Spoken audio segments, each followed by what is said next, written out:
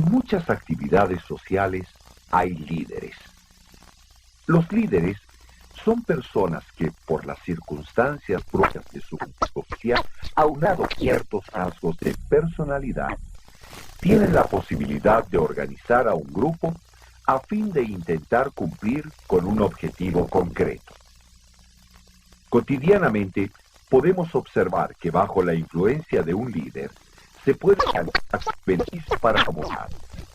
Sin embargo, a lo largo de la historia han habido líderes que, insertándose o formando partidos políticos de ideologías radicales y represivas, han llevado a su pueblo a sufrir terribles consecuencias. Después de la Primera Guerra Mundial, los representantes de las potencias victoriosas se reunieron en Chile, crearon una regla de paz que protegiera a las generaciones venideras contra otro conflicto semejante. Surgió así la Sociedad de las Naciones, como un organismo internacional que habría de velar el cumplimiento de las posiciones. Así, concluida la guerra, tanto Italia como Alemania presentaban una posición de descontento frente al extranjero. Pero internamente ambos países también enfrentaban. En el año de 1922, Francia y Bélgica exigieron a Alemania el pago de las reparaciones de guerra, invadiendo su zona industrial más importante, el Ruhr. Ante los acontecimientos, el gobierno aconsejó la resistencia pasiva. Sin embargo, los obreros respondieron con huelgas y sabotaje. Al paralizarse la producción de carbón y acero, se incrementaron los problemas económicos que ya aquejaban a Alemania. Italia, por su parte, sufría desempleo generalizado y malestar social. Por diversas razones, la monarquía italiana comenzaba a sufrir un creciente debilitamiento político. El poder del rey estaba amenazado por el surgimiento de varios partidos políticos de diversas ideologías: socialistas, católicos, comunistas y nacionalistas se unieron en grupos para luchar por el poder.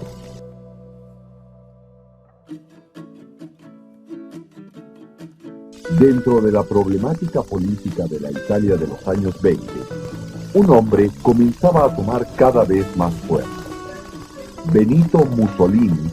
Retractándose de sus antiguas ideas socialistas y bajo la bandera de la modernización material de Italia, Mussolini solicitó apoyo a los empresarios de la nación. Y al principio no tuvo apoyo. Más tarde, ante la ola de huelgas obreras y campesinas convocadas por los comunistas, los industriales y terratenientes entregaron grandes sumas a los fascistas que parecían garantizar el control de esos sectores. De este modo, el 23 de octubre de 1922, comenzó Mussolini a organizar la marcha de sus legiones sobre la capital de Italia, expresando una amenaza. Yo os aseguro en este momento solemne que o se nos entrega el gobierno o iremos a Roma a tomarlo en cuestión de días, quizás solo de horas. 4 noches después, sus legionarios inundaban las calles de Roma. Mussolini había decidido agrupar a su alrededor a todas las fuerzas anticomunistas y exigió del rey Víctor Manuel III la presidencia del gobierno. Como el rey tenía limitadas sus funciones y el parlamento era un caos de rivalidades, resultaba imposible cualquier acción eficaz. El gobierno comenzó por entablar pláticas con Mussolini. Después solicitó su ayuda para formar un nuevo gobierno y finalmente le ofreció el cargo de primer ministro. En 1924, los fascistas amedrentaron al pueblo para ganar las elecciones. Con características propias, en Alemania se vivió un proceso similar al de Italia. El hombre que protagonizó tales hechos fue Adolfo Hitler. Las consignas contra el Estado que este militar austriaco proclamaba atrajeron a su causa a multitud de veteranos de guerra. A mediados de los años 20, se erigió en principal portavoz del grupo político que adoptó definitivamente el nombre de Partido Nacional Socialista de los Trabajadores Alemanes. Después de años de movilizar a sus partidarios e intentar asumir infructuosamente el poder por medio de un golpe de Estado, Hitler preparó su acceso al gobierno por otros medios. Comenzó por sacar del partido a todos aquellos elementos considerados socialistas y se dispuso a ganar la confianza del ejército y el apoyo financiero de las clases conservadoras.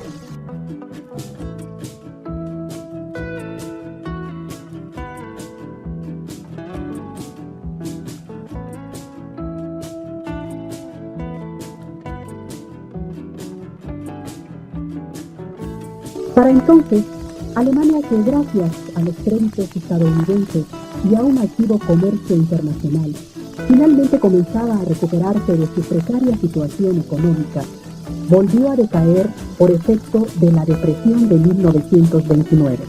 Este hecho hizo que el pueblo desconfiara de la efectividad del gobierno y que encontrara una alternativa en el Partido Nacional Socialista y en sus afiliados llamados nazis. No obstante, en las elecciones de 1932, Hitler solo obtuvo el 37% de los votos y el poder fue asumido por Hindenburg. Al año siguiente, Hindenburg nombró a Hitler canciller, con lo cual quedaba a la cabeza de un gabinete de ministros nazis y conservadores. El 27 de febrero de 1933, cuando faltaba menos de una semana para que el pueblo alemán acudiera, el edificio del Reichstag berlinés, sede de la Asamblea Legislativa Alemana, fue incendiado. Hitler acudió a observar el desenlace.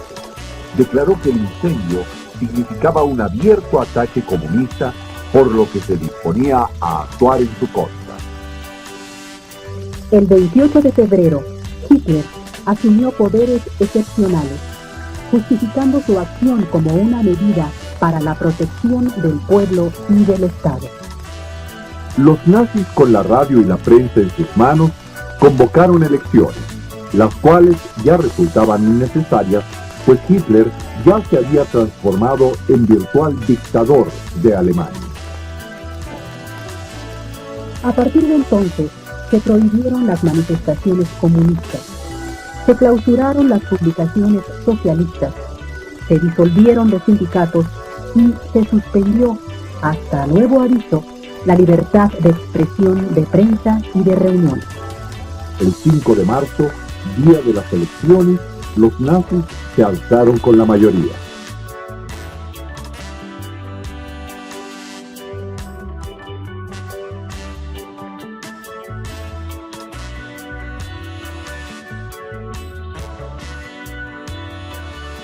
El programa nazi era una combinación de nacionalismo pangermánico, es decir, la unión de los pueblos de habla alemana con ideas económicas radicales.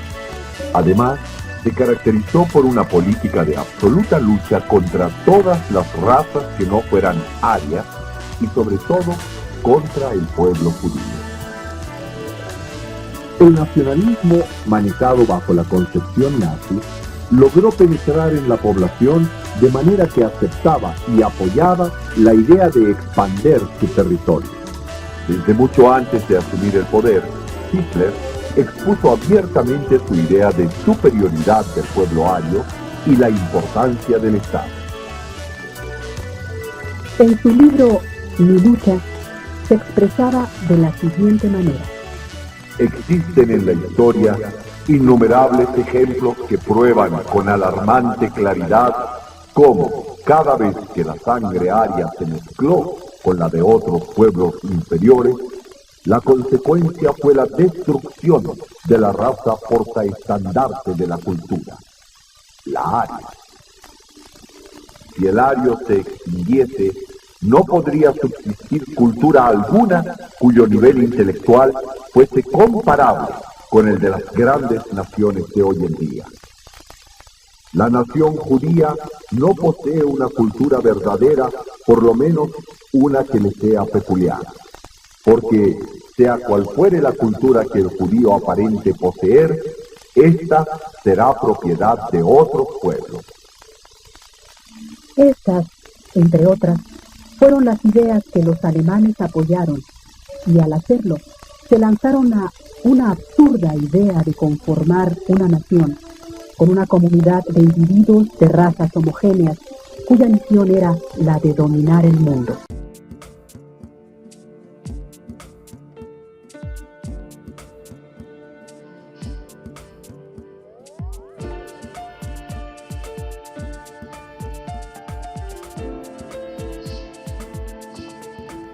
En los años subsiguientes al Tratado de Versalles, muchos pactos y alianzas entre naciones habían de firmarse.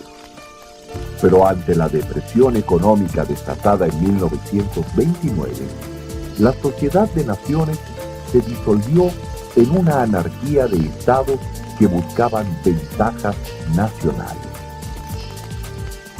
Importantes países se separaron del organismo porque ésta constituía un obstáculo para un crecimiento imperialista.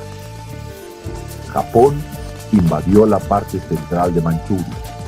La Sociedad de Naciones ordenó su retirada y como respuesta, aquel país presentó su renuncia como miembro de la organización. Con Hitler en el poder, Alemania repudió la parte del tratado que prohibía su rearme y habiendo sido aceptada como miembro de la sociedad años atrás, volvió a separarse de la organización. Las ambiciones expansionistas de Italia la llevaron a invadir Etiopía y ello fue el detonador para su separación del organismo. Bajo sus respectivas dictaduras, Italia y Alemania hicieron crecer una economía fundamentada en el armamentismo, y de ahí al estallamiento de una guerra justificada por un supuesto derecho nacionalista de expandir el territorio, solo faltaría un eslabón.